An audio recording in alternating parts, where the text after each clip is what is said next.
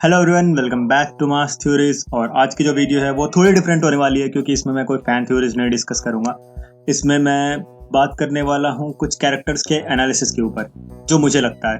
तो मैं एक सीरीज लेकर आने का सोच रहा हूँ। तो इस सीरीज में होगा क्या कि मैं किसी एक कैरेक्टर को लूंगा जो मुझे लगता है कि कैरेक्टर को या तो गलत ही तरीके से पोर्ट्रे कर दिया या फिर उस कैरेक्टर के साथ इनजस्टिस हुआ है। अब इस लिस्ट में बहुत सारे कैरेक्टर्स हैं जिनके बारे में मुझे बात करनी है, तो मैं वन बाय वन काफ़ी सारे इसकी वीडियोस बनाऊंगा। तो अगर आप लोगों को ये सीरीज पसंद होगी तो आप बोल देना, मैं इसके ऊपर और सारी वीडियोस बना दूंगा। अब तुमने थंबनेल से आइडिया लगा ही लिया होगा कि मैं किस कैरेक्टर के बारे में बात करने वाला हूँ।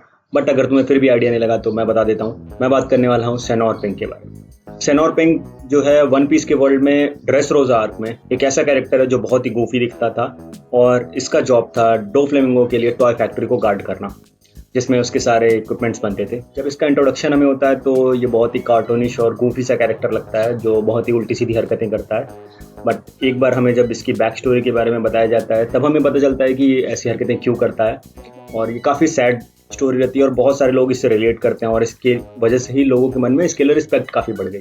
तो चलते हैं, पहले इसकी बैक स्टोरी के बारे में जान लेते हैं, उसके बाद आगे का डिस्कशन कंटिन्यू करेंगे। अब ये सब स्टार्ट होने से पहले सेनोर पिंक एक रूथलेस पायलट था जो अलग अलग आइलैंड्स पर जाकर इनोसेंट सिविलियंस को मारता था और उनसे उनका वेल्थ कैप्चर करता था।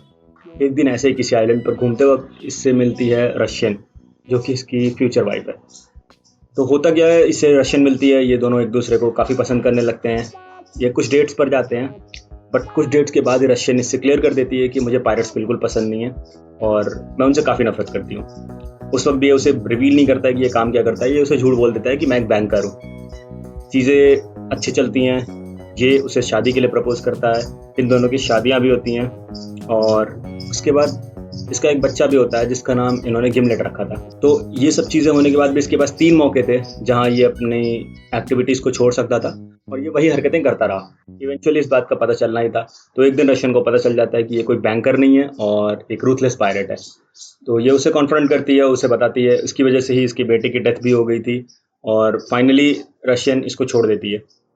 लेकिन रशियन के माइंड पर इस बात का ट्रॉमा इतना ज़्यादा था कि वो एक शॉक में चली जाती है। वो सब कुछ देख सकती है, सब कुछ फील कर सकती है, बट वो कुछ भी रिएक्ट नहीं कर सकती है। आखिरकार सेनोर को अपनी गलती का एहसास होता है और वो चीज़ों को सही करने की कोशिश करता है।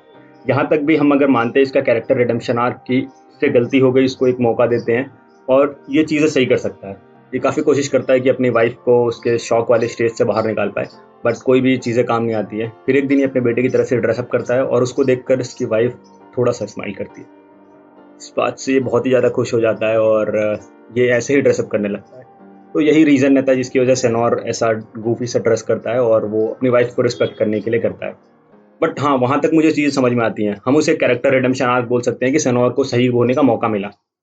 बट उसके बाद क्या होता है, हम जब ड्रेसरोसा आर्क में देखते हैं, ये ऐसा आदमी जो लॉयल था अपनी वाइफ के लिए, जो उसके लिए सब कुछ छोड़ सकता था, वो ऐसे रैंडम सो कॉल्ड लड़कियों के साथ घूम रहा है और फिर उनके साथ ऐसी ऐसी हरकतें कर रहा है। तो भाई इसकी जो हार्ड बॉइल्ड वाली पर्सनालिटी है जो बहुत ही कूल था, वो तो मुझे बिल्कुल ही पसंद नहीं आई। सेनोर पिंक की ये हाइप भी जस्टिफाइड थी अगर वो किसी और कैरेक्टर को ओवर शैडो नहीं कर रहा होता। बट उसके इस मैनली बिहेवियर के चलते एक बहुत ही डिजर्विंग कैरेक्टर है जो मुझे लगता है उससे ज़्यादा सेक्रीफाइस किया और उससे ज़्यादा मैनली था और उससे ज़्यादा ट्रू इमोशंस दिखाए उसने, बट उसे वो हाइप मिली नहीं।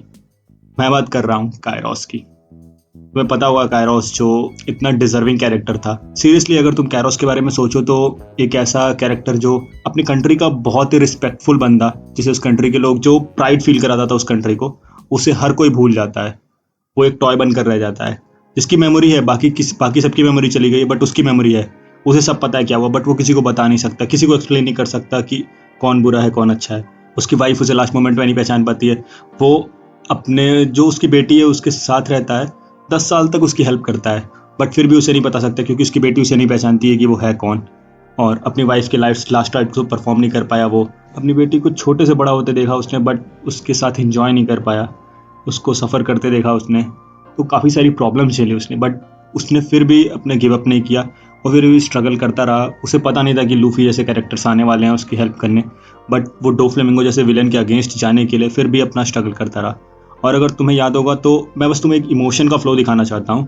तुम ये मोमेंट देखो, अगर जब उसकी वाइफ की डेथ हो रही थी और उसके हाथों में उसकी वाइफ थी, और वो बस तुम ये सब टाइटल पढ़ो और तुम्हें खुद फील हो जाएगा कि उसके इमोशंस कैसे थे।